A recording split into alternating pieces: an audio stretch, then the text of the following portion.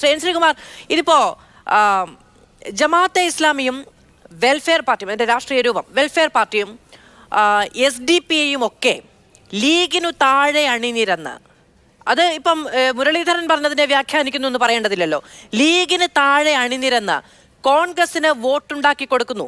രാഹുൽ ഗാന്ധി, നിങ്ങളുടെ ഏറ്റവും പരമാരാധ്യനായ നേതാവ്, തീവ്ര ഘടകങ്ങളുടെ കൂടി പിന്തുണയോടുകൂടിയാണ് ഡൽഹിയിലേക്ക് പോയത് എന്ന് CPM പോളിറ്റ് ബ്യൂറോ അംഗം കഴിഞ്ഞ ദിവസം പറഞ്ഞില്ലേ?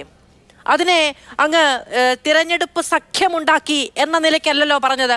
അങ്ങനെ സഖ്യമുണ്ടാക്കിയിട്ടല്ല, ചില നീക്കുപോക്കുകൾ ഉണ്ടാക്കിയിട്ടാണ് തിരഞ്ഞെടുപ്പ് രാഷ്ട്രീയത്തിൽ പലതും പയറ്റുന്നത് എന്നറിയാത്ത ആളാണോ അങ്ങ്? നോക്കൂ, ഇത് ഒരു തെരഞ്ഞെടുപ്പ് നീക്കുപോക്കുമില്ല, ഒന്നുമില്ല. ഒരു കുറച്ചു പേരെ ഏതെങ്കിലും ഒരു സംഘടന ഞങ്ങൾ കോൺഗ്രസിനെ പിന്തുണച്ചു എന്ന് പറഞ്ഞാൽ അത് കോൺഗ്രസിനെ പിന്തുണച്ചു എന്നതുകൊണ്ട് കോൺഗ്രസ് അവരുമായി സഖ്യമുണ്ടാക്കി ധാരണയുണ്ടാക്കുന്നത് എങ്ങനെയാണ് പറയുക? മാധു, ഇവിടെ കൃത്യമായിട്ട് ആരാണ് ജമാഅത്തെ ഇസ്ലാമാക്കി ധാരണയുണ്ടാക്കിയത് എന്നുള്ളതിന് നമ്മുടെ മുമ്പിൽ രേഖകളുണ്ട്. CPM-ൻ്റെ മുഖപത്രം ഒരിക്കൽ മുഖപ്രസംഗം എഴുതിയില്ലേ ആ ബന്ധത്തെക്കുറിച്ച്? 2 കാര്യങ്ങൾ, സുപ്രധാന കാര്യങ്ങളെന്ന് പറഞ്ഞിട്ട് മുഖപ്രസംഗം എഴുതി. അതിലൊന്ന് ജമാഅത്തെ ഇസ്ലാമിയുമായിട്ടുള്ള അവരുടെ പിന്തുണയെക്കുറിച്ചായിരുന്നു.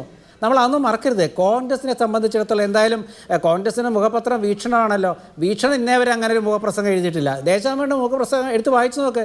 2 സുപ്രധാന കാര്യങ്ങൾ എന്നാണ് അതിൻ്റെ ഹെഡിങ്. അതൊരു കാര്യം ഇതാണ്: ജമാഅത്തെ ഇസ്ലാമി പിന്തുണ നൽകാൻ തീരുമാനിച്ചിരിക്കുന്നു.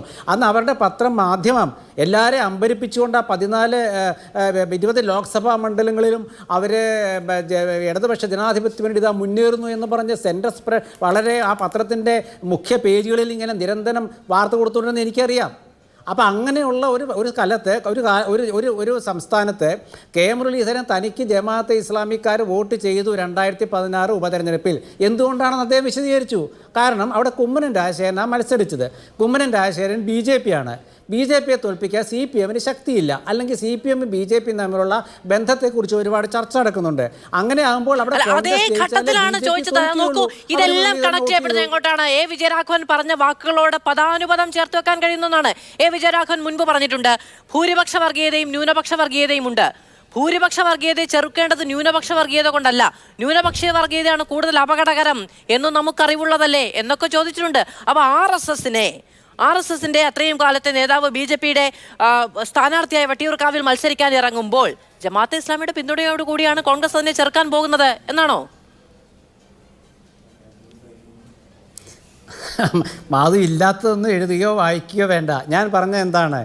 BJP CPM ബന്ധത്തെക്കുറിച്ച് നമുക്ക് എല്ലാവർക്കും അറിയാമല്ലോ. ഇന്നത്തെ ഏറ്റവും പുതിയ ഉദാഹരണം എന്താണ്? ADGP DGP സ്ഥാനക്കയറ്റവും അദ്ദേഹത്തിൻ്റെ RSS നേതാക്കളുമായി കൂടിക്കാഴ്ച, അതൊക്കെ ചർച്ചാ വിഷയമല്ലേ? അപ്പോൾ അതുകൊണ്ട് BJP-യെ തോൽപ്പിക്കാൻ പറ്റാവുന്നത് ഇന്ത്യയിൽ കോൺഗ്രസ് ആണെന്ന് തോന്നിയാൽ അവർ കോൺഗ്രസിന് വോട്ട് ചെയ്യും. അത് കോൺഗ്രസ് ആവശ്യപ്പെടണമെന്നില്ല.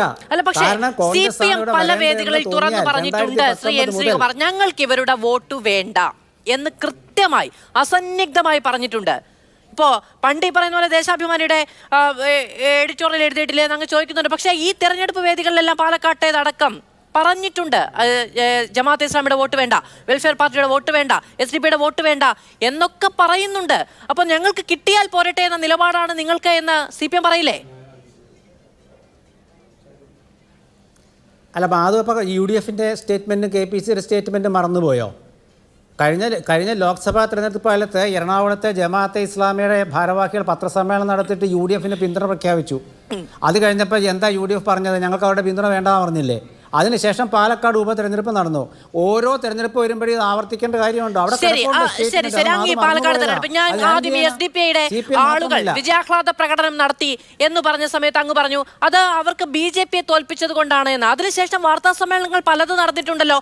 ഞങ്ങളുടെ പേരിൽ നിങ്ങൾ അങ്ങനെ അഭിമാനിക്കുകയും ആഹ്ലാദിക്കുകയും ചെയ്യേണ്ട എന്ന കൃത്യമായ സന്ദേശം കൊടുത്തോ UDF-ന്റെ ഏതെങ്കിലും നേതാക്കൾ? അതായത് ഒരു തെരഞ്ഞെടുപ്പ് വിജയത്തിന് ശേഷം നടത്തുന്ന ഒരു പ്രകടനത്തെക്കുറിച്ച് ഏതെങ്കിലും ഒരു രാഷ്ട്രീയ പാർട്ടി അവരുടെ അഭിപ്രായം പറയുമോ? തെരഞ്ഞെടുപ്പിലെ ഇപ്പോൾ രാഹുൽ മാങ്കൂട്ടത്തിൽ ജയിച്ചതിൽ ആർക്കെങ്കിലും ആഹ്ലാദം കാണും, അവർ പ്രകടനം നടത്തും. അതിനെക്കുറിച്ച് ആരെങ്കിലും ചർച്ച നടത്തുമോ? അല്ല, അങ്ങനെ നമുക്ക് എന്താണ് ഈ ചില പറയുന്നത്? കാര്യങ്ങളെ ഒരു കണ്ണടച്ച് രാഷ്ട്രീയ ഒന്നും മുന്നോട്ട് പോകാൻ പ്രസ്ഥാനം കഴിയില്ല. SDPI ആഹ്ലാദ പ്രകടനം രാഷ്ട്രീയ നടത്തുന്നതിനെ പ്രസ്ഥാനം എന്ന് ഒരു പറയുന്നത് പൊതുജനകീയ SDPI അവരുടെ ഞാൻ ബാനർ ഉയർത്തിപ്പിടിച്ച ഒരു ആഹ്ലാദ പ്രകടനം നടത്തുമ്പോൾ ഒരു പൊതുജനകീയ ആഹ്ലാദ പ്രകടനം എന്നൊന്നും കോൺഗ്രസിന് അങ്ങനെ നിഷ്കളങ്കപ്പെടാൻ കഴിയില്ല, ശ്രീ എൻ ശ്രീകുമാർ. അപ്പോൾ SDPI അങ്ങനെ ആഹ്ലാദ പ്രകടനം നടത്തിയിട്ടുണ്ടെങ്കിൽ CPM അടക്കം രാഷ്ട്രീയ പാർട്ടികൾ നിങ്ങൾക്കെതിരെ അതിനെതിരെ വിരൽ ചൂണ്ടിയിട്ടുണ്ടെങ്കിൽ ഞങ്ങളുടെ സ്ഥാനാർത്ഥിയുടെ ഉജ്ജ്വലമായ വിജയത്തിന്റെ പേരിൽ നിങ്ങൾ ആഹ്ലാദിക്കേണ്ടതില്ല എന്ന് പറയാമല്ലോ. അല്ല, അത് വെറുതെ ചോദ്യങ്ങൾ ചോദിച്ചുകൊണ്ടിരിക്കുകയാണോ? അതായത് അങ്ങനെ ഒരു രാഷ്ട്രീയ പ്രസ്ഥാനവും പറയില്ല. കാരണം ഒരു രാഷ്ട്രീയ പ്രസ്ഥാനം ജയിച്ചു കഴിഞ്ഞാൽ ജനങ്ങളുടെ വോട്ട് കൊണ്ടാണ് ജയിച്ചത്.